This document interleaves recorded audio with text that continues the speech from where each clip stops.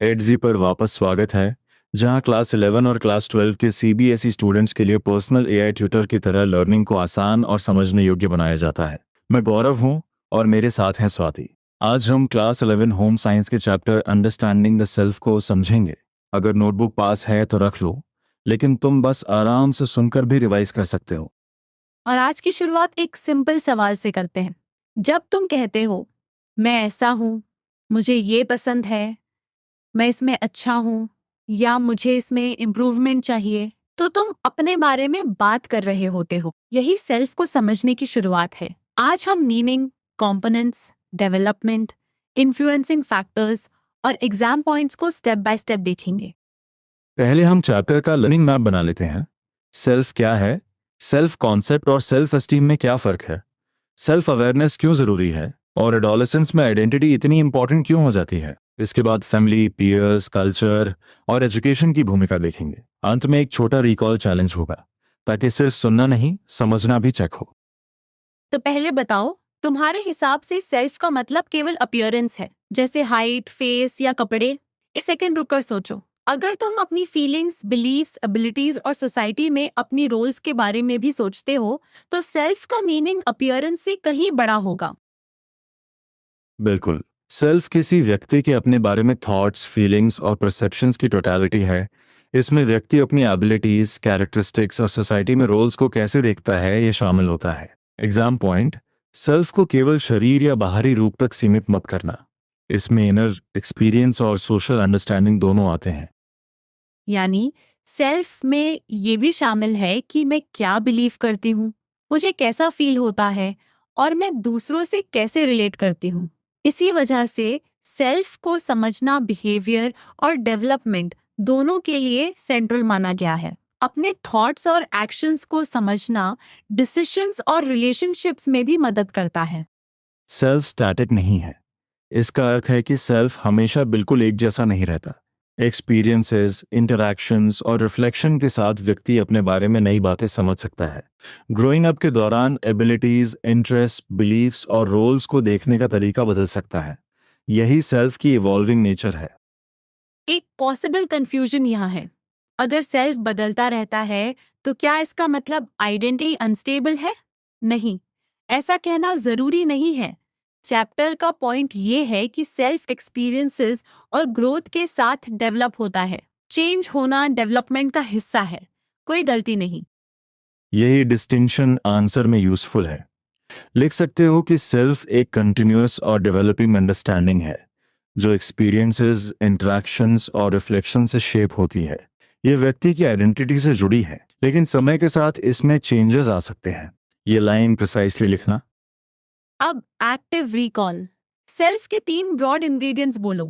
व्यक्ति अपने बारे में क्या सोचता है, क्या फील करता है और अपने बारे में क्या परसीव करता है। अगर तुम्हारा आंसर थॉट्स, फीलिंग्स और परसेप्शंस है, तो कॉन्सेप्ट सही डायरेक्शन में है।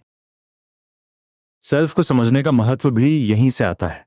इससे व्यक्ति अपने थॉट्स, फीलिंग्स और एक्शंस के प्रति अवेयर होता है। अवेयरनेस डिसीशंस लेने, गोल्स सेट करने और रिलेशनशिप्स बनाने में मदद करती है। ध्यान रहे, ये चैप्टर केवल डेफिनेशन नहीं देता, ये बताता है कि सेल्फ अंडरस्टैंडिंग डेली लाइफ में यूजफुल क्यों है।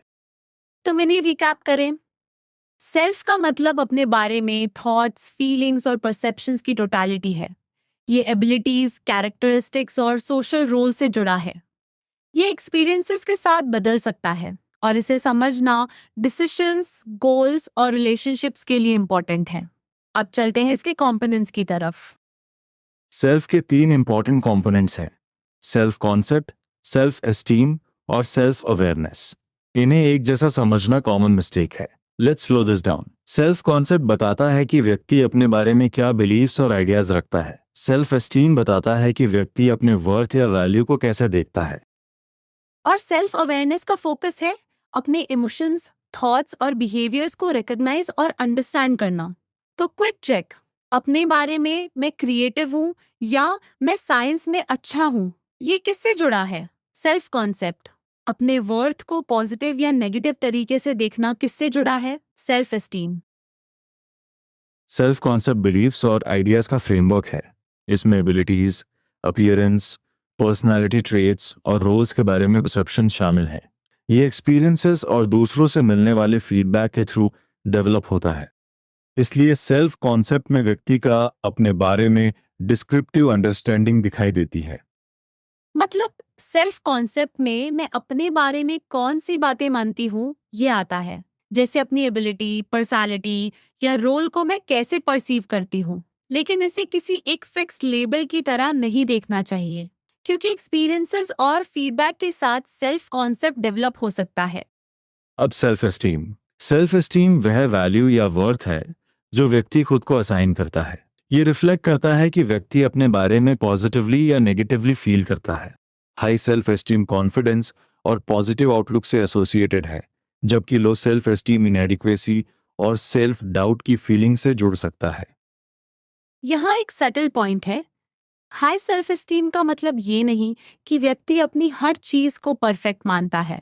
चैप्टर इतना कहता है कि व्यक्ति अपने वर्थ को पॉजिटिव तरीके से देखता है, और लो सेल्फ एस्टीम में इनएडिक्वेसी या सेल्फ डाउट की फीलिंग्स हो सकती हैं। इसलिए आंसर में बैलेंस्ड वर्डिंग रखो। अब सेल्फ अवेयरनेस को देखो। ये अपने इमोशंस, थॉट्स और बिहेवियर्स को रिकॉग्नाइज तथा अंडरस्टैंड करने की एबिलिटी है। सेल्फ अवेयरनेस व्यक्ति को अपने एक्शंस पर रिफ्लेक्ट करने देती है और ये समझने में मदद करती है कि उसके एक्शंस दूसरों को कैसे अफेक्ट कर सकते हैं। तो अगर कोई स्टूडेंट किसी सिचुएशन के बाद सोचता है मैंने ऐसा रिएक्ट क्यों किया, मेरी फीलिंग क्या थी और मेरे बिहेवियर का दूसरे पर क्या असर पड़ा, तो वह सेल्फ अवेयरनेस यूज कर रहा है। यह केवल अपने बारे में ओपिनियन रखना नहीं है, इसमें अपने इनर प्रोसेसेस को ऑब्जर्व करना भी शामिल है। तीनों को एक कॉम्पैक्ट आंसर फ्रेम में रखो। सेल्फ कॉन्सेप्ट अपने बारे में बिलीव्स और आइडियाज हैं। सेल्फ एस्टीम अपने वर्थ की इवैल्यूएशन है। सेल्फ अवेयरनेस अपने थॉट्स, इमोशंस और बिहेवियर्स की अंडरस्टैंडिंग है। एग्जाम पॉइंट ऑफ व्यू से कंपैरिजन पूछे तो डेफिनेशन के साथ उनका फोकस भी लिखना। एक और रिकॉल, कौन सा कंपोनेंट एबिलिटीज और अपीयरेंस की परसेप्शन से जुड़ा है? Self concept. कौन सा कंपोनेंट वर्थ से जुड़ा है? Self esteem. कौन सा कंपोनेंट इमोशंस, थॉट्स और बिहेवियर्स को समझने से जुड़ा है? Self awareness. अपने मन में तीनों को अलग करके बोलो। अब तक हम फर्स्ट मेजर आइडिया और 3 कंपोनेंट्स कवर कर चुके हैं। इन कंपोनेंट्स के बीच कनेक्शन भी है। व्यक्ति अपने बारे में बिलीव्स बनाता है, अपने वर्थ को एवेलुएट करता है और अपने थॉट्स तथा एक्शंस को ऑब्जर्व करता है। ये सभी मिलकर आइडेंटिटी की अंडरस्टैंडिंग को शेप करते हैं। अब सवाल है कि सेल्फ बनता कैसे है? क्या कोई बच्चा जन्म से ही अपने बारे में पूरी आइडेंटिटी लेकर आता है? चैप्टर के अनुसार सेल्फ ग्रेजुअली डेवलप होता है। चाइल्डहुड और एडोलेसेंस में आइडेंटिटी एक्सप्लोर होती है, और सोशल इंटरेक्शंस, लर्निंग एक्सपीरियंसेस तथा कल्चरल इन्फ्लुएंसेस इसमें इम्पोर्टेंट रोल प्ले करते हैं।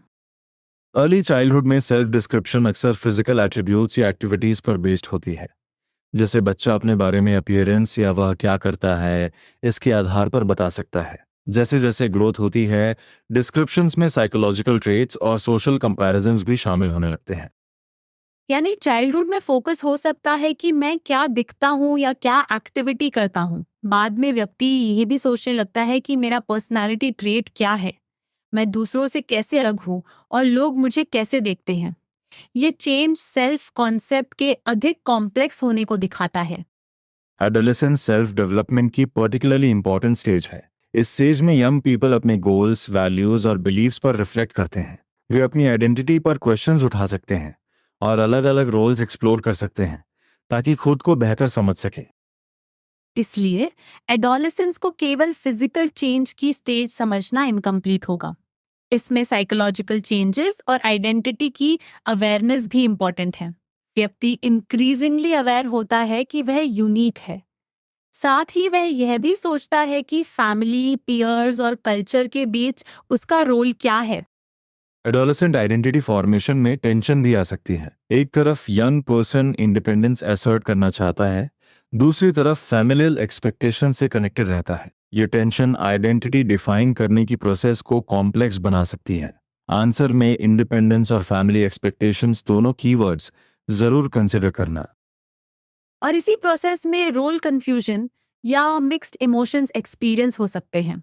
जब कोई व्यक्ति अलग अलग एक्सपेक्टेशंस और सोसाइटल प्रेशर्स के बीच खुद को समझने की कोशिश करता है तो कंफ्यूजन होना पॉसिबल है। इसका मतलब ये नहीं कि डेवलपमेंट रुक गया, ये आइडेंटिटी एक्सप्लोरेशन का हिस्सा हो सकता है। एक इम्पॉर्टेंट डिस्टिंक्शन याद रखो, सेल्फ डेवलपमेंट चाइल्डहुड से शुरू होकर लाइफ भर कंटिन्यू होता है, लेकिन एडोलेसेंस में आइडेंटिटी एक्सप्लोरेशन विशेष रूप से प्रोमिनेंट हो सकती है। इसलिए अगर क्वेश्चन पूछे कि एडोलेसेंस सेल्फ डेवलपमेंट के लिए इंपॉर्टेंट क्यों है, तो goals, values, beliefs, identity questions और रोल एक्सप्लोरेशन लिखो। अब तुम्हारी टर्न। चाइल्डहुड और एडोलेसेंस के सेल्फ डिस्क्रिप्शन में दो डिफरेंसेस सोचो। पहला, फिजिकल एट्रीब्यूट्स और एक्टिविटीज से साइकोलॉजिकल ट्रेट्स तथा सोशल कंपैरिजंस की ओर मूवमेंट। दूसरा, आइडेंटिटी, गोल्स, वैल्यूज और बिलीव्स पर अधिक रिफ्लेक्शन। क्या तुम्हारा आंसर इन पॉइंट्स को पकड़ रहा है? और एक छोटा एडजी स्टडी मोमेंट, अगर सेल्फ कॉन्सेप्ट और सेल्फ एस्टीम का एग्जैक्ट डिफरेंस तुम्हें अभी भी कंफ्यूजिंग लग रहा है, तो एडजी को वही स्पेसिफिक डाउट दो। सोक्रेटिक क्वेश्चंस और स्टेप बाय स्टेप एक्सप्लेनेशन के थ्रू पहले अपना आंसर सोचो, फिर कॉन्सेप्ट को चेक करो। और अभी एक लाइन में कनेक्शन याद करो।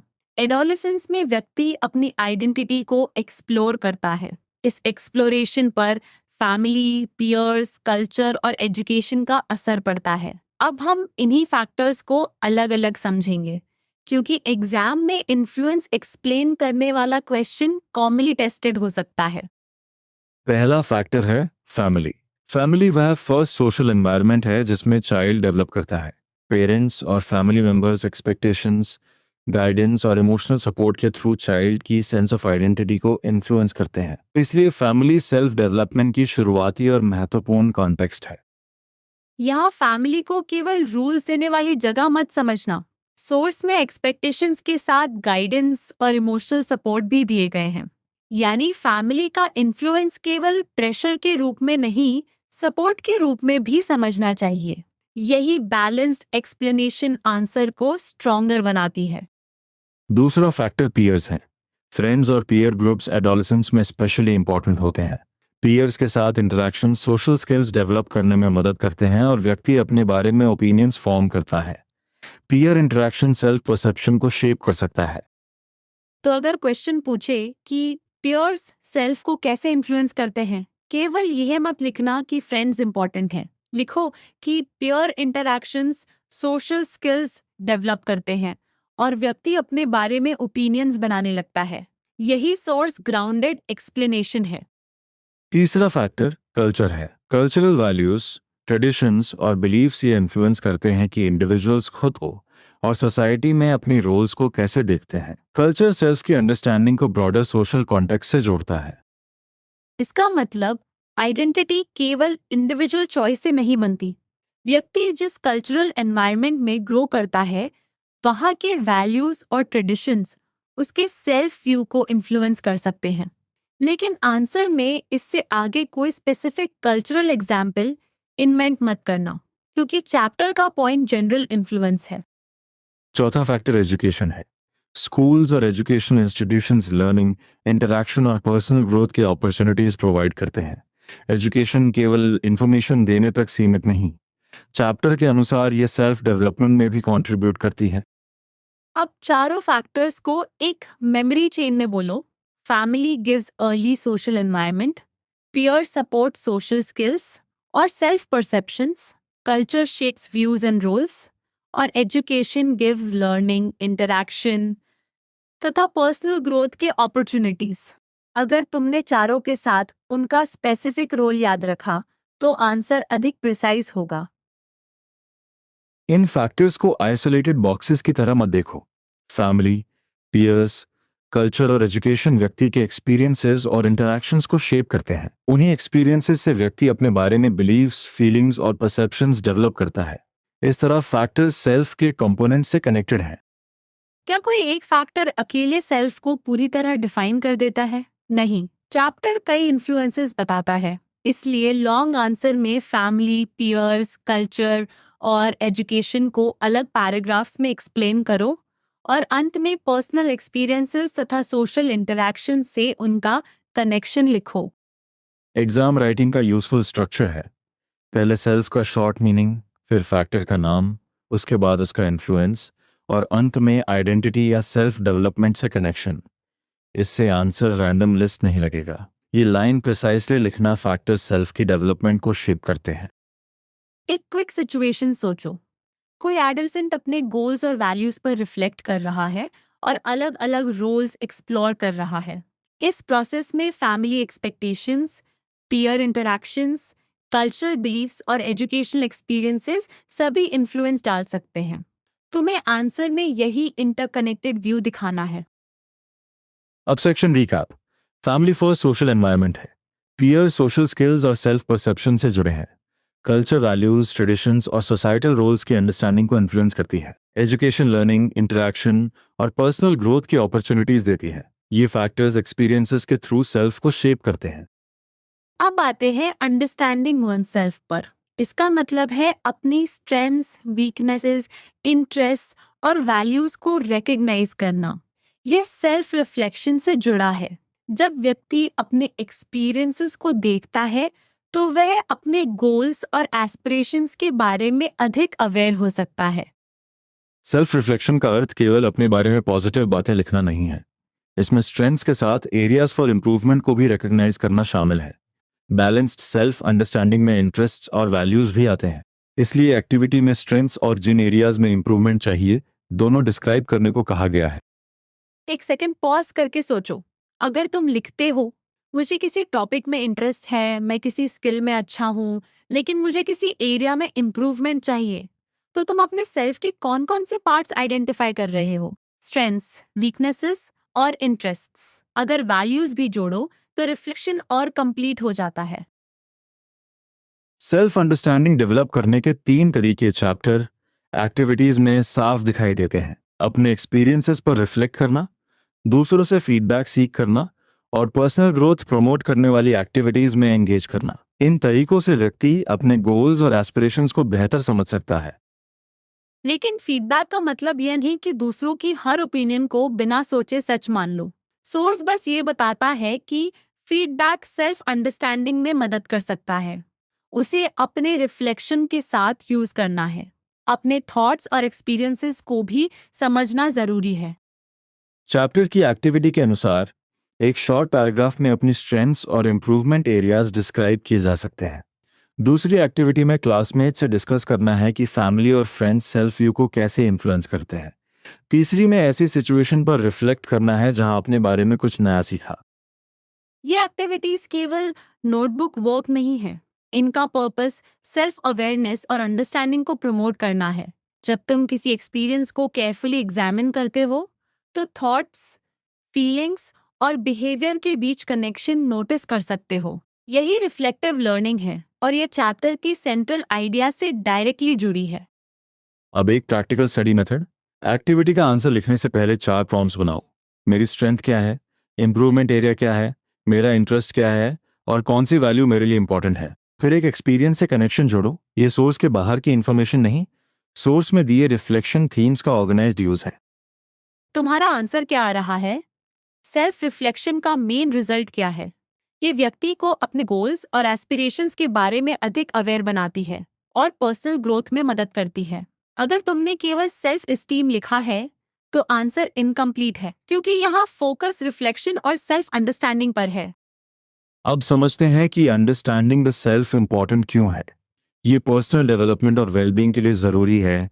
इससे इंडिविजुअल्स कॉन्फिडेंस बिल्ड कर सकते हैं, हेल्दी रिलेशनशिप्स डेवलप कर सकते हैं और अपने लाइफ्स के बारे में इंफॉर्म्ड डिसीजंस ले सकते हैं।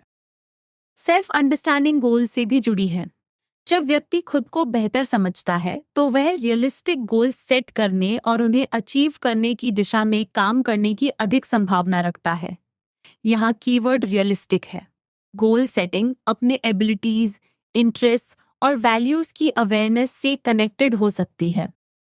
ये चैलेंजेस और चेंजेस से कोप करने में भी मदद करता है। चैप्टर के अनुसार सेल्फ अंडरस्टैंडिंग व्यक्ति को चैलेंजेस का सामना करने और चेंजेस के साथ अडेप्ट करने में बेटर सपोर्ट देती है। एग्जाम आंसर में बेनिफिट्स को सिर्फ कॉन्फिडेंस तक सीमित मत करना। रिलेशनशिप्स, इन्फॉर्म डिसीशंस, गोल्स और कोपिंग भी लिखो। एक कॉमन मिस्टेक है सेल्फ एस्टीम और सेल्फ अंडरस्टैंडिंग को सेम मान लेना। सेल्फ एस्टीम अपने वर्थ की इवैल्यूएशन है। अंडरस्टैंडिंग वन सेल्फ एक ब्रॉडर प्रोसेस है जिसमें strengths, weaknesses, interest, values, experiences और गोल्स को रिकॉग्नाइज करना आता है। दोनों कनेक्टेड हैं लेकिन आइडेंटिकल नहीं। सेल्फ अवेयरनेस इस ब्रॉडर प्रोसेस का इंपॉर्टेंट पार्ट है। जब व्यक्ति इमोशंस, थॉट्स और बिहेवियर्स को समझता है तो वह अपने एक्शंस पर रिफ्लेक्ट कर सकता है। इससे डिसीजंस और रिलेशनशिप्स में अवेयरनेस बढ़ सकती है। यही वजह है कि चैप्टर सेल्फ अवेयरनेस को पर्सनल डेवलपमेंट से जोड़ता है। अब इमेजिन करो कि क्वेश्चन है, understanding the self healthy relationships में कैसे मदद करती है। सोर्स ग्राउंड आंसर होगा, व्यक्ति अपने थॉट्स, फीलिंग्स और एक्शंस को समझता है, दूसरों पर अपने एक्शंस के इफेक्ट को रिकग्नाइज करता है और इस अवेयरनेस से रिलेशनशिप्स को बेहतर तरीके से हैंडल कर सकता है। हम फाइनल सेक्शन की तरफ बढ़ रहे हैं। एक कॉम्पैक्ट चेन याद करो। सेल्फ अवेयरनेस थॉट्स, फीलिंग्स और एक्शंस की अंडरस्टैंडिंग देती है। सेल्फ कॉन्सेप्ट अपने बारे में बिलीव्स और आइडियाज रखता है। सेल्फ एस्टीम अपने वर्थ की इवैल्यूएशन है। और self understanding personal growth, relationships, decisions तथा गोल्स से जुड़ी है। अब एग्जाम रिवीजन शुरू करते हैं। अगर 2 मार्क्स का क्वेश्चन सेल्फ डिफाइन करने पर हो तो थॉट्स, फीलिंग्स, परसेप्शंस और आइडेंटिटी का रेफरेंस दो। अगर कंपोनेंट्स पूछे जाएं तो 3 नेम्स लिखकर प्रत्येक का स्पेसिफिक मीनिंग बताओ। केवल हेडिंग्स लिखना पर्याप्त नहीं होगा। अगर क्वेश्चन सेल्फ की डेवलपमेंट पर हो तो ग्रेजुअल डेवलपमेंट, चाइल्डहुड और adolescence, social interactions, learning experiences तथा कल्चरल इन्फ्लुएंसेस को कनेक्ट करो। एडोलेसेंस के लिए goals, values, beliefs, identity questions और रोल एक्सप्लोरेशन जोड़ना यूजफुल रहेगा। आंसर को पॉइंट्स में लिख सकते हो, पर हर पॉइंट एक्सप्लेन करना। अब रैपिड फायर। सेल्फ स्टैटिक है या डायनामिक? डायनामिक क्योंकि एक्सपीरियंसेस और ग्रोथ के साथ चेंज होता है। फैमिली का रोल क्या है? First, social environment, expectations, guidance और इमोशनल सपोर्ट। पीयर्स क्या डेवलप करने में हेल्प करते हैं? सोशल स्किल्स और सेल्फ परसेप्शंस। कल्चर और एजुकेशन भी मत भूलना। कल्चर वैल्यूज, ट्रेडिशंस और बिलीव्स के थ्रू सेल्फ व्यू तथा सोशल रोल्स को इन्फ्लुएंस करती है। एजुकेशन लर्निंग, इंटरैक्शन और पर्सनल ग्रोथ के अपॉर्चुनिटीज देती है। ये 4 फैक्टर वाला आंसर कॉमनली टेस्टेड हो सकता है, इसलिए इनके रोल्स को अलग अलग याद रखो। एक फाइनल कंफ्यूजन चेक। क्या सेल्फ अंडरस्टैंडिंग केवल स्ट्रेंथ्स पहचानना है? नहीं, स्ट्रेंथ्स के साथ वीकनेसेस, इंटरेस्ट और वैल्यूज भी रिकॉग्नाइज करने होते हैं।